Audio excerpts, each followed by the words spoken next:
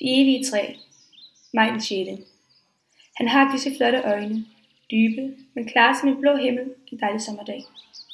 Og hvis man kigger i dem længe nok, bliver man suget ind i dem, ind i en drømmende verden fuld af farver og varme. Jeg kunne bruge uendelig tid bare på at være i hans nærvær, bare at mærke hans bløde kærtegn i den mørke lune nat. Jeg vil snart bede ham om at forlade hende, vælge mig i stedet, og jeg har på fornemmelsen, at han vil acceptere mit forslag. Måske vil hans dybe blå øjne løbe i vand, og måske vil hans krop omslutte sig min og vores sjæle smelte sammen til en sjæl fuld af farver og kærlighed. Og når vi endelig er lovet sammen, vil vores lidenskab ingen ende tage. Allerede nu ser jeg frem til vores næste nat, for uden ham er det svært at trække vejret i denne ubetydelige verden. Maj den 8. I dag mødte jeg hende. Vi faldt i snak midt på gaden, fordi vi stødte ind i hinanden. Jeg vidste på forhånd, hvem hun var, mens hun stod der, intet anende foran en fremmed. Alligevel smilede hun høfligt til mig, og jeg var hurtig til at begynde på et samtaleemne. Da jeg gik derfra, var det med et tungt hjerte. Hun aner ikke, hvad der snart går hende i møde. At jeg snart skal overtage hendes hverdag. Og derfor lover jeg mig selv, at jeg vil værdsætte ham langt mere, end hun nogensinde har gjort. Og at jeg vil forsyne ham med min kærlighed til vores dage ender. Jeg skal møde ham endnu en gang i aften. Maj den 11. Jeg kan snart ikke vide fra en side. Hver gang jeg må skilles, bryder jeg sammen med gråd, og han trøster mig tålmodigt og kærligt. Når jeg er sammen med ham, bliver hele verden farverig som aldrig før. Vores kærlighed spiger som de flotteste påner. Vores stilke er stærkere end livet selv. Jeg er dog træt af at holde vores kærlighed hemmeligt for alle og enhver. Alle tror, at jeg render rundt omhyldet i ensomhed. Min mor blev ved med at sige, at jeg ender alene, fordi det dette år er min 19. sommer, og jeg endnu ikke er blevet bejlet til.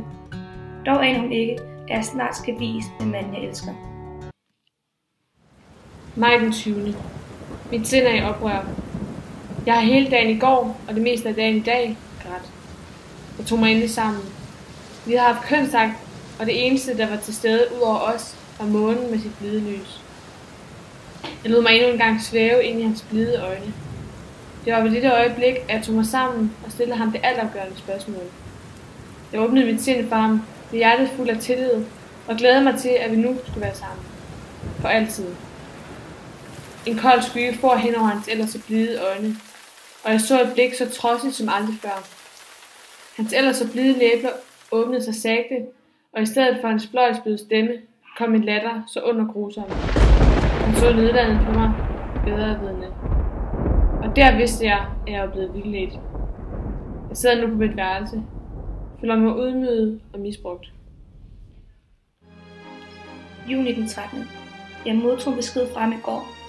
Hun er gravid, og de er lykkeligere end nogensinde. Til gengæld forlader jeg knap mit værelse. Og selvom det nu er sommer, er mit hjerte tømt for al kærlighed og koldere end den koldeste vinter. I morgen får vi, grundet min mor, besøg nogle herrer, hvor en af dem bliver min fremtidige ægtemand. Juni den 5. Jeg har aldrig mødt en mere kedelig mand, end den herre, min mor præsenterede mig for i går. Han var klædt i gråt, så det passede til hans hår. Han snakkede ikke om andet end finansiering og økonomi, hvilket jeg fandt meget usmageligt. Men på trods af det opsøgte han mig flest gange og viste stor interesse for mig. Mor og han har aftalt, at jeg skal besøge hans gods, når bladene visner. August 29. Min taske er nu endelig pakket. I morgen bliver jeg fragtet med tog til godset, og jeg forbereder mig mentalt til at springe ind i et deprimerende efterår med manglende kærlighed og glæde. Jeg kan ikke, og har nu indsigt, at jeg ikke vil glemme ham. Jeg vil altid være sådan den glæde, og bare mig igennem, bare finde mig til reddet, og jeg er bestemt til det. Oktober den 4. Jeg fik tårer i øjnene. Ikke af glæde, men af sorg. Her stod han og åbnede sit hjerte. Dog følte jeg ingenting. 19 sommer havde jeg ventet på en dag som denne. 19 uendelige lange sommer.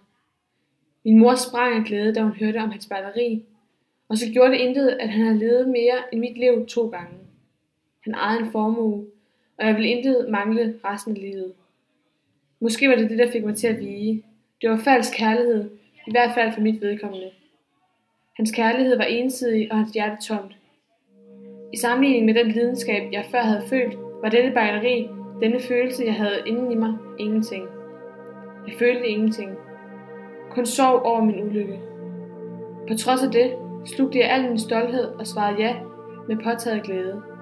Jeg går nu en evig vinter i møde.